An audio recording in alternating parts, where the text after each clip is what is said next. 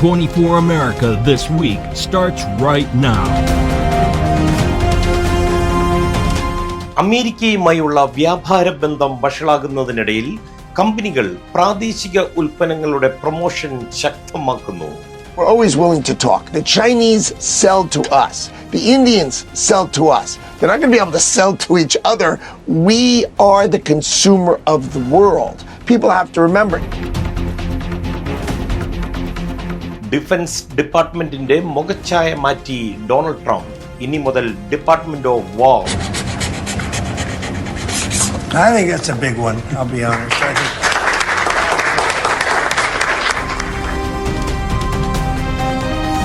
കൊളംബിയയുടെ ലഹരി വ്യാപാരത്തിന് അവസാനമാകുമോ?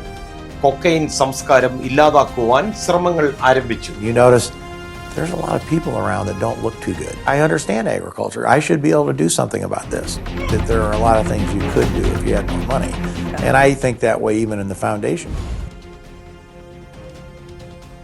മാവേലി അമേരിക്കയിൽ ഓണാഘോഷ തിരക്കിൽ അമേരിക്കൻ മലയാളികൾ.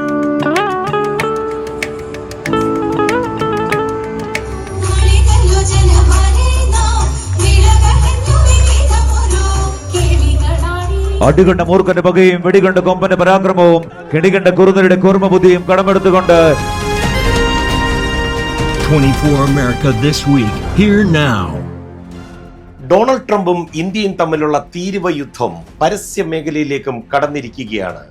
ഡാബർ ടൂത്ത് പേസ്റ്റിന്റെ പുതിയ പരസ്യത്തിലും തെളിഞ്ഞു കാണാം ഈ സ്വദേശി പ്രൊഡക്ട്സിന്റെ മാർക്കറ്റിംഗ് തന്ത്രം. Report by Liz Paulose from New York. Imagine toothpaste becoming a battleground in the US-India trade war. Indian company Dabur has launched an ad campaign targeting American rival Colgate-Palmolive, leveraging growing nationalism in India. We're always willing to talk. The Chinese sell to us. The Indians sell to us. They're not going to be able to sell to each other. We are the consumer of the world. People have to remember. The ad features unbranded toothpaste packs resembling Colgate's packaging, with a caption, "Born there, not here," in an American flag font. This clever marketing tactic aims to capitalize on the Swadeshi sentiment, promoting domestic products. I get along very well with Modi, as you know. He's great. He was here a couple of months ago. In fact, we went to the Rose Garden and the grass was so soaking wet. The Prime Minister Narendra Modi's support for Swadeshi goods has emboldened companies like Dabur to promote their products as a preferred choice for patriotic Indians. Other Indian companies, such as Amul and Rediff, have also joined the fray, publishing ads that promote their products as made in India. The US-India trade tensions have led to tariffs being imposed on imported Indian goods, promoting Modi's supporters to start a WhatsApp campaign to boycott American brands like McDonald's, Pepsi, and Apple. देश के नागरिक के रूप में भी हमारे कुछ दायित्व है और ये बात सिर्फ मोदी नहीं, हिंदुस्तान के हर व्यक्ति ने दिन में हर पल बोलते रहना चाहिए, दूसरे को कहते रहना चाहिए. जो देश का भला चाहते हैं, जो देश को तीसरे नंबर की इकोनॉमी बनाना चाहते हैं, ऐसा कोई भी राजनीतिक दल हो, कोई भी राजनेता हो, उसने अपने संकोच को छोड़ करके देश हित में. As the trade tensions escalate, one thing is clear: the world of advertising will never be the same. Will other industries follow suit using nationalism as a marketing tool? Only time will tell. But one thing is certain: in the game of cat and mouse, consumers will be the ultimate winners. എല്ലാവർക്കും Liz പൗലോസിന്റെ ഹൃദയം നിറഞ്ഞ ഓണാശംസകൾ. അപ്പോൾ നിങ്ങളുടെ ആഘോഷങ്ങൾ ഡാബറിന്റെ പരസ്യം പോലെ അടിപൊളിയും നിങ്ങളുടെ ടൂത്ത് പേസ്റ്റ് സ്വദേശിയുമായിരിക്കട്ടെ. Happy Onam to you all. This is Liz Paulos signing off from New York, 24 USA. Cyber അറ്റാക്കിന്റെ കാര്യത്തിൽ ചൈനയെ വെല്ലുവാൻ ഒരു രാജ്യവും കാണില്ല. ചൈനയിലെ സാൾട്ട് ടൈഫൂൺ ഗ്രൂപ്പിന്റെ കയ്യിൽ മിക്കവാറും എല്ലാ അമേരിക്കക്കാരന്റെയും പേഴ്സണൽ ഡീറ്റെയിൽസ് ഉണ്ടാകുവാൻ സാധ്യതയുണ്ടെന്നാണ് ഒടുവിലെ അന്വേഷണ റിപ്പോർട്ടുകൾ പറയുന്നത്. Report by Pregnancy Kannan from 24 Central Desk. For decades, China has been infiltrating American power grids and companies, siphoning off sensitive files and intellectual property like chip designs in a bold bid to outpace the United States. But now, a cyber attack of unprecedented scale has rocked the global stage. Experts and officials are calling it China's most audacious move yet, a coordinated assault by a group known as Salt Typhoon.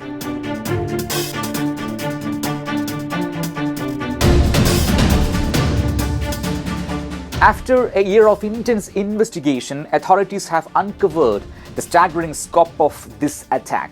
Targeting over 80 countries, Salt Typhoon may have stolen personal data from nearly every American.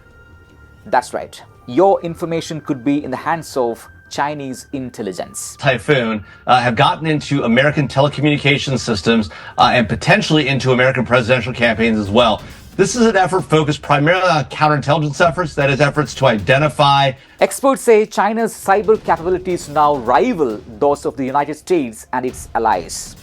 In the rare joint statement last week, investigators revealed that Salt Typhoon penetrated major telecommunications companies, internet providers, and more. The hackers exploited outdated vulnerabilities in these networks, slipping through the cracks to access sensitive systems. But it doesn't stop there. They also hit transportation hubs, lodging companies, and even military infrastructure. Security officials are sounding the alarm. This could mark a new era of Chinese cyber dominance.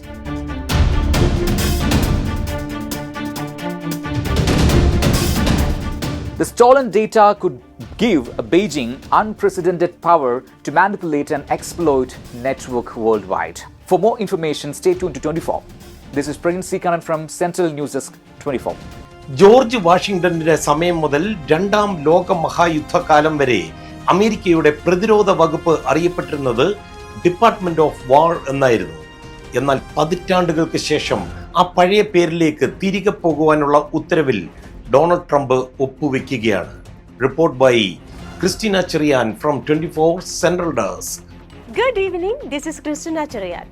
President Donald Trump has renamed the Department of Defense as the Department of War. The White House says this fulfills a campaign pledge to restore what Mr. Trump calls a more direct mission for the US military. For more than 150 years, from the founding of the Republic under George Washington through the end of World War II, the Pentagon was officially known as the Department of War. I think that's a big one, I'll be honest. Mr. Trump argues that the older title better reflects America's strength, and he has criticized the word defense as, in his words, too defensive. He says the change will remind Americans of the nation's history of military victories from the world wars to earlier conflicts in the 19th century. The president's new defense secretary, Pete Hegseth, whom Mr. Trump has jokingly referred to as his Secretary of War, has supported the move, faulting what he and the president claimed was a decline in morale during the Biden administration. We never wanted to win wars that every one of them we would have won easily with just a couple of little changes. Together, they have framed the renaming as part of a cultural shift towards showcasing the country's war-fighting capabilities rather than, as Mr. Trump puts it, political correctness. The plan was first reported by Fox News shortly after Mr. Trump flaunted the idea in the Oval Office back in August. The Department of War, created by Congress in 1789, oversaw the young nation's armed forces for more than a century and a half, guiding the country through conflicts with Britain, Mexico, Spain, and the bloody Civil War at home. George Washington established the War Department, and Henry Knox was his first Secretary of War, and this country won every major war after that, to include World War I. The title was retired in 1949 when the Pentagon became the Department of Defense in the aftermath of World War II. Now, Mr. Trump says it's time to turn the clock back. Thank you and have a nice day. 70കളുടെ തുടക്കത്തിൽ കൊളംബിയയിൽ വേരുറപ്പിച്ച മയക്കുമരുന്ന് സംഘങ്ങളാണ് middle north കോസ്റ്റുമൊക്കെ. എന്നാൽ കൊക്കൈന്റെ ലോകത്ത് നിന്ന് ഇവരെ മാറ്റിയെടുക്കുവാൻ രണ്ടും കൽപ്പിച്ച ഒരാൾ എത്തിച്ചേർന്നിരിക്കുന്നു, അതും കൈ നിറയെ പണവുമായി. ആരായിരിക്കും അത്? Let's check the report by Ammu from New Jersey. Howard Buffett, the son of American investor and philanthropist Warren Buffett, is funding a $170 million initiative to curb Colombia's booming cocaine trade. He aims to entice over 3,200 farming families in El Tambo to switch from coca to legal crops. You notice there's a lot of people around that don't look too good. I understand agriculture. I should be able to do something about this. That there are a lot of things you could do if you had more money. And I think that way even in the foundation. The program focused on the lawless Catatumbo region, which also includes building 300 kilometers of roads to connect farmers to markets and strengthening security forces despite challenges like the guerrilla violence and bureaucratic delays. Colombia has a persistent cocaine challenge. The Latin American country produced a record of 3,000 tons of cocaine in 2023, with 230,000 families growing coca across a Rhode Island-sized area.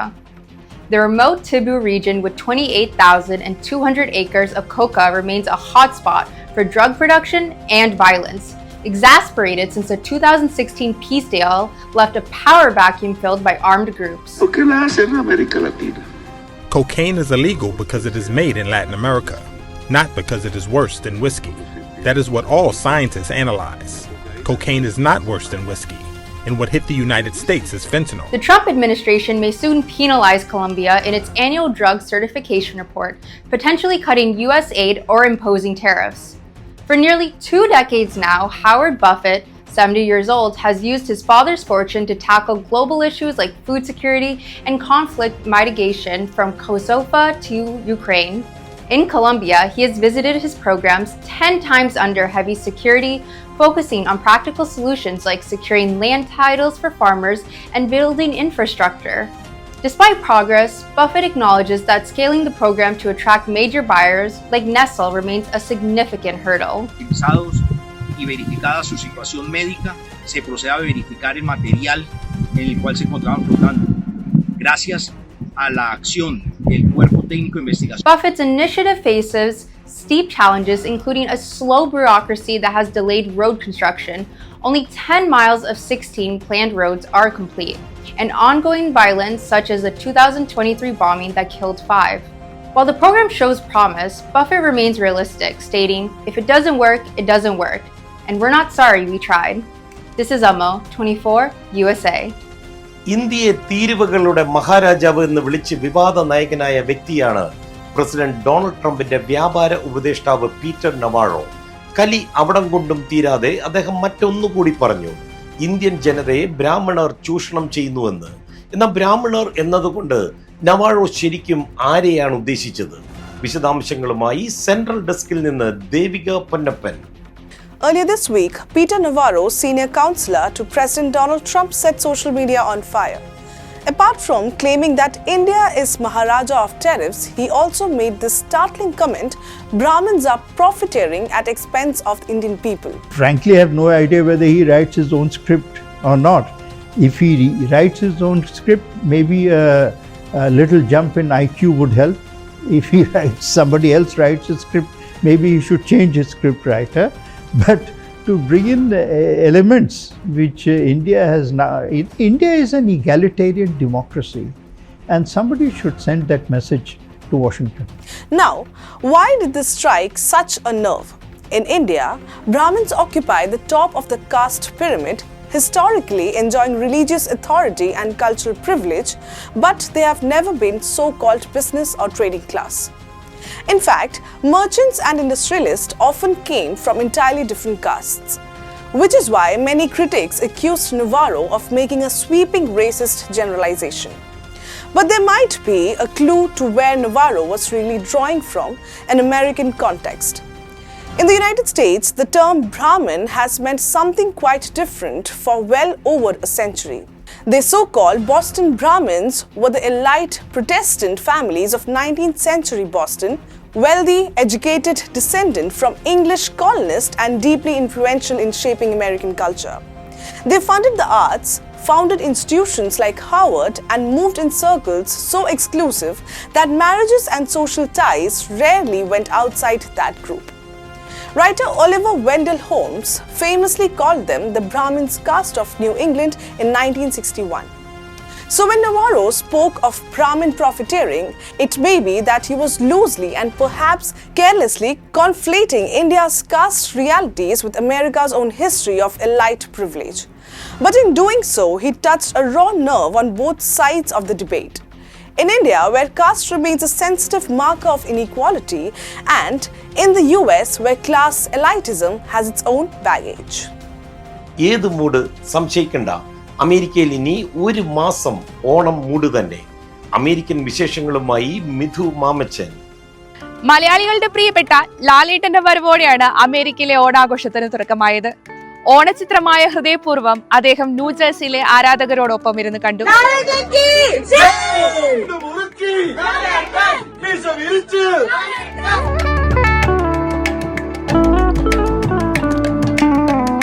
ഒപ്പം ഹൃദയപൂർവ്വം സിനിമയിൽ പാടിയ New York university വിദ്യാർത്ഥിയായ നവനീത് ഉണ്ണികൃഷ്ണനും.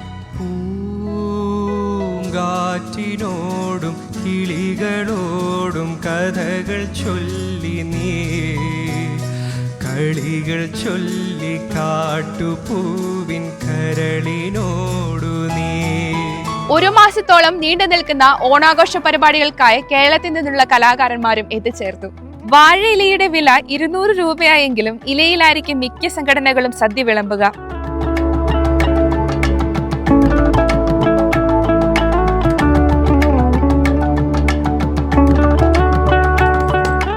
കാലിഫോർണിയയിലെ മങ്കയുടെ ഓണസദ്യ തയ്യാറാക്കിയത് പഴയിടം മോഹനൻ നമ്പൂതിരിയും. അടിപൊളിയായിരുന്നു. 3000 participants ആണ്. 1000 മുകളിൽ ആൾക്കാർ വന്ന് ഭക്ഷണം കഴിച്ചു പോയി. ഓണം റീലുകൾ എടുക്കുന്ന തിരക്കിലാണ് യുവതലമുറ.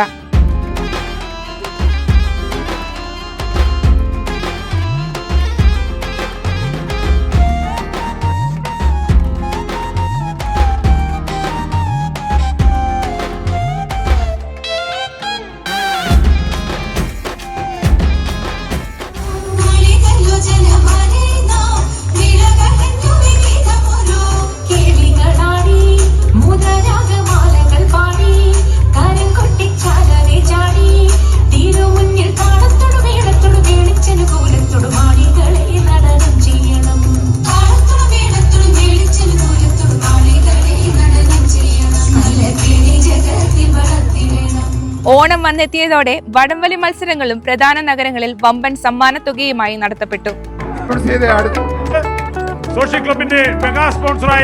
അടികണ്ട മൂർഖന്റെ പകയും വെടികണ്ട കൊമ്പന്റെ പരാക്രമവും കിണികണ്ട കുറുനരുടെ കുർമ്മബുദ്ധിയും കടമെടുത്തുകൊണ്ട് ഇന്നീ മണ്ടിയിൽ 3ാം സ്ഥാനക്കാർ ആരെ എന്നറിയുവാൻ മിക്ക ഭവനങ്ങളിലും സ്വന്തമായി കൃഷി ചെയ്ത പച്ചക്കറികൾ ഉപയോഗിച്ചുള്ള സദ്യയായിരിക്കും ഒരുക്കുക. ഓണം കഴിഞ്ഞാലും മാവേലി പോകാൻ മടിച്ചു നിൽക്കുന്ന അമേരിക്കസിൽ നിന്ന് ഓണാശംസകളോടെ Mithu Mamachan, 24 USA.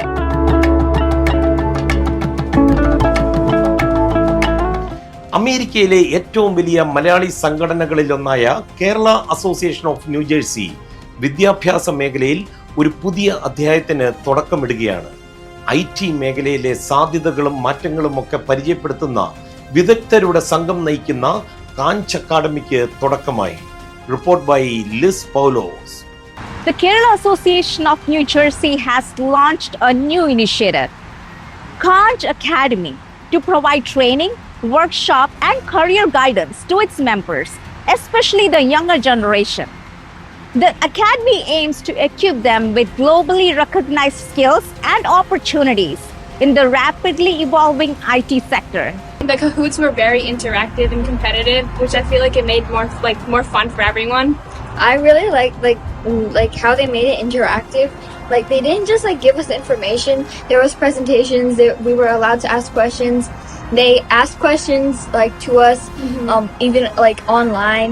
The Academy's first training batch, AWS Cloud Practitioner Certification, was successfully completed with the support of Spectrum IT Global. The 1-month training program was led by IT lead Nitin Joy Alapat, AWS architects Sharat Krishnan and Arun AK. The certificate distribution ceremony was held at Somerset Cedar Hill Preparatory School, which was inaugurated by the school's principal, Dr. Nandini Menon. The training course by Khanj Academy was very helpful for me. I think that it was a good way to spend some of my summer.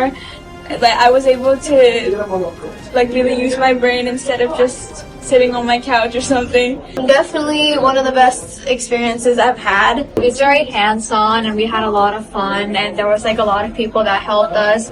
Khanj President Sophia Matthew, General Secretary Khurshid Bashir, Treasurer Georgie Samuel, IT lead Nitin Joy Alapat, and ex-officio Baiju Varghese presented certificates to the participants who completed the AWS Cloud Practitioner Certification Program. You will be able to relate many technical aspects from the knowledge which you acquired from this training session, which will be very good for you in coming days. You will see that, you will experience that. നമുക്ക് ഇതുപോലെയുള്ള IT ആളുകളാണെങ്കിലും നമ്മുടെ ഒത്തിരി talented ആയിട്ടുള്ള ആളുകളുണ്ട് നമ്മുടെ കമ്മ്യൂണിറ്റിയിൽ. അപ്പൊ നമ്മൾ അവരെല്ലാം കണ്ടുപിടിച്ചിട്ട് അവരെല്ലാം ഒരുമിച്ച് കൊണ്ടുവന്നിട്ട് നമുക്ക് ചെയ്യാൻ. Spectrum IT Global founder Prince Binu Kalapurayal, Sam Kalapurayal congratulated the participants. നമ്മുടെ കമ്മ്യൂണിറ്റിയിൽ ഒത്തിരി നോളജബിൾ ആയിട്ടുള്ള കാൻഡിഡേറ്റ്സ് ഉണ്ട്. ഇവരായിട്ട് നമ്മുടെ നോളജ് നമ്മുടെ കമ്മ്യൂണിറ്റിയിലുള്ള അഡൽട്സിനും കുട്ടികൾക്കും എല്ലാം ഷെയർ ചെയ്യും. We will come with more such amazing workshops. The Khanj Academy plans to conduct an AI workshop in the coming months, further expanding its offerings to provide cutting-edge IT training and career advancement opportunities to the community's youth. This is Liz Paulos signing off from New York, 24 USA. America this week പൂർണ്ണമാകുന്നു. America this വീക്കിന്റെ എല്ലാ പ്രേക്ഷകർക്കും എൻ്റെ ഓണാശംസകൾ. മറ്റൊരു എപ്പിസോഡുമായി see you next week and this is Madhu Kotarikara 24.